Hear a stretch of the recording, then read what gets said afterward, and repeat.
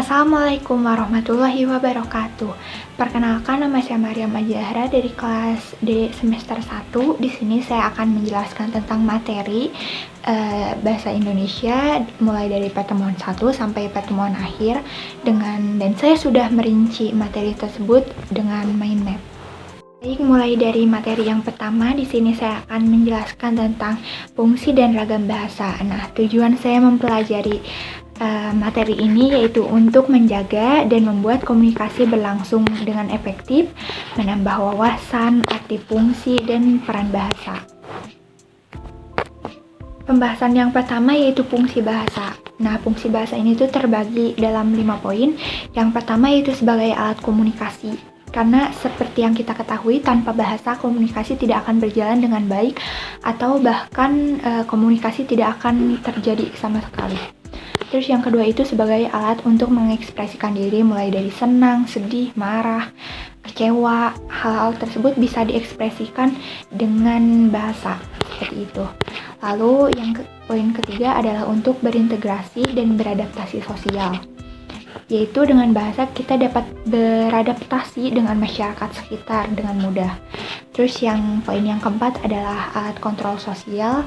Lalu poin yang kelima yaitu alat untuk berpikir. Lalu poin selanjutnya yang akan saya bahas di materi ini yaitu fungsi bahasa Indonesia.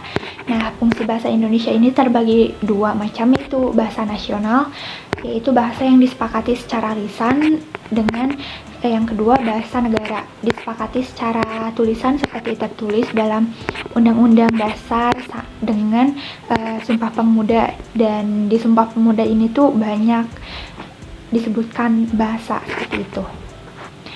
Lalu poin selanjutnya yang akan saya bahas yaitu ragam bahasa. Nah, ragam bahasa ini tuh terdiri dari 2 poin. Yang pertama itu berdasarkan cara berkomunikasi, yaitu secara formal dan informal, lalu berdasarkan cara pemakaian gitu, yaitu secara tertulis dan secara lisan seperti itu.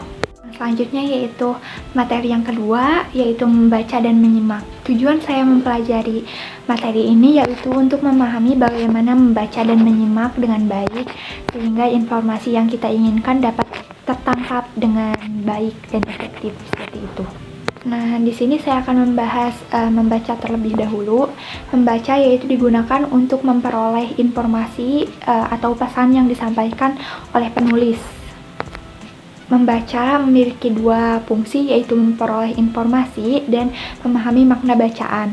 Nah, membaca sendiri mempunyai 3 teknik. Yang pertama itu yaitu scanning. Nah, apa sih scanning itu? Scanning itu membaca dengan cepat untuk mendapatkan informasi spesifik yang dibutuhkan seperti itu. Terus yang kedua yaitu skimming. Skimming itu membaca cepat untuk memperoleh intisari bacaan.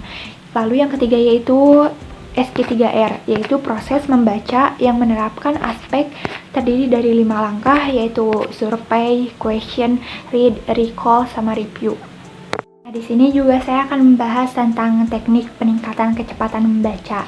Yang pertama itu membaca dengan diam, terus yang kedua itu membaca dengan konsentrasi, karena tanpa konsentrasi apa yang kita baca itu akan susah gitu masuk ke dalam otak. Terus yang ketiga itu membaca dengan kata kunci, seperti dengan mencari abjad awal atau kata kunci, seperti misal apa yang kita cari itu bahasa ilmiah seperti bahasa biologi. Lalu yang keempat itu membaca dengan mengulang-ulang. Nah, selain membaca tulisan, ada juga membaca gambar. Terbagi ke dalam 3, yaitu grafik. Grafik itu gambar naik turunnya suatu objek yang diperlihatkan melalui struktural garis, seperti naik turunnya harga pangan, penjualan, dan lain-lain. Lalu yang kedua itu membaca tabel. Tabel itu data yang berupa angka yang disajikan di dalam bentuk baris dan kolom. Terus yang ketiga itu bagan. Bagan ini tuh gambaran rancangan yang disusun secara struktural. Nah, yang terakhir ini tuh adalah menyimak. Menyimak itu mendengarkan apa yang diucapkan oleh penutur untuk memperoleh informasi. Lalu yang selanjutnya yaitu materi ketiga, yaitu ringkasan, ikhtisar, dan resensi. Nah, apa sih ringkasan itu? Ringkasan adalah memendekkan suatu bacaan dengan mengambil intisarinya tanpa mengubah struktur wacana. Lalu yang selanjutnya yaitu ikhtisar. Ikhtisar itu memendekkan bacaan dengan mengambil intisarinya tanpa terikat dengan struktur wacana. Lalu yang ketiga yaitu resensi. Resensi ini tuh penilaian terhadap suatu karya tulis. Unsur-unsur yang diresensikan adalah jenis buku, identitas buku, lalu tujuan penulis, kekurangan dan kelemahan buku, seperti itu. Lalu yang materi keempat yaitu diksi. Diksi adalah pemilihan kata yang tepat dan selaras dipakai untuk wacana, kalimat, dan alinea. Nah, diksi ini tuh memiliki syarat ketetapan pemilihan kata. Yang pertama itu konotasi dan denotasi. Konotasi itu makna yang sebenarnya dan denotasi itu makna kiasan. Lalu sinonim. Sinonim itu persamaan kata. Lalu yang ketiga itu kata-kata yang mirip. Dan keempat itu kata-kata abstrak. Yang kelima itu kata penghubung yang berpasangan. Dan yang keenam itu kata umum dan kata khusus. Nah, poin yang selanjutnya yaitu majaz. Majaz adalah gaya bahasa yang digunakan agar kalimat semakin menarik, seperti ada majaz metafora, majaz kontemporer, dan lain-lain. Lalu yang ketiga yaitu idiom. Idiom itu adalah ungkapan bahasa yang tidak dapat dijabarkan secara langsung artinya. Seperti adu domba. Adu domba kan kalau dari setahu saya itu manas-manasin dua orang, lalu dua orang itu tuh bakal bertengkar. Tapi kalau bukan idiom, kalau idiomnya kan adu domba, tapi coba dibalik menjadi domba adu, itu kan bakal beda artinya, seperti itu. Lalu materi yang kelima yaitu paragraf. Nah, apa sih paragraf itu? Paragraf itu adalah gagasan yang berbentuk serangkaian kalimat yang berkaitan satu sama lain yang berfungsi untuk menjelaskan suatu gagasan. Nah, tujuan saya mempelajari materi ini tuh untuk memudahkan menemukan inti atau gagasan pokok suatu teks. Dan paragraf ini tuh memiliki ciri-ciri. Yang pertama itu satu gagasan utama tertuang dalam kalimat topik. Lalu yang kedua itu beberapa informasi tertuang dalam kalimat penjelas atau pengembang. Lalu yang ketiga itu bentuk visual paragraf itu ditandai dengan penjorokan ke dalam baris pertama. Nah, paragraf ini tuh memiliki ada ciri-ciri paragraf yang baik. Yang pertama yaitu kesatuan. Fokus pada gagasan utama yang tersusun dari gagasan yang sederhana. Lalu yang kedua itu kepaduan. Kalimat dalam gagasan itu terpadu, berkaitan satu sama lain. Lalu yang ketiga itu kelengkapan atau ketuntasan. Nah, paragraf yang baik itu paragraf yang tuntas dalam artian mencakup semua yang mendukung gagasan utama.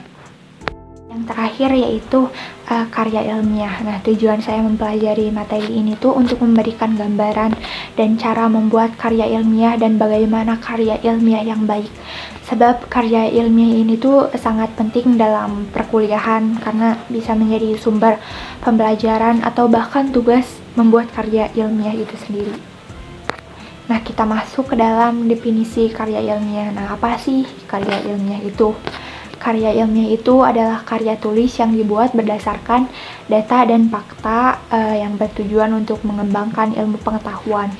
Karya ilmiah ini tuh harus didasarkan pada sifat, nilai, dan aspek. Nah, karya ilmiah ini tuh memiliki fungsi. Yang pertama itu bersifat objektif, lalu yang kedua itu sistematis, lengkap, jelas, dan tuntas. Lalu yang ketiga itu kebenarannya dapat diuji. Lalu yang keempat itu prinsip analisis atau hubungan sebab akibat. Nah, karya ilmiah ini tuh memiliki nilai. Yang pertama itu isi, bentuk, dan bahasa. Nah, ada juga aspek karya ilmiah. Yang pertama itu gaya penulisan, lalu yang kedua itu perwajahan, dan yang ketiga itu bahan. Lalu di sini saya akan memaparkan apa saja contoh karya ilmiah. Yang pertama itu makalah, artikel, skripsi, tesis, dan laporan akhir. Sekian yang dapat saya sampaikan, kurang lebihnya mohon dimaafkan. Wabillahi taufiq wal hidayah. Wassalamualaikum warahmatullahi wabarakatuh.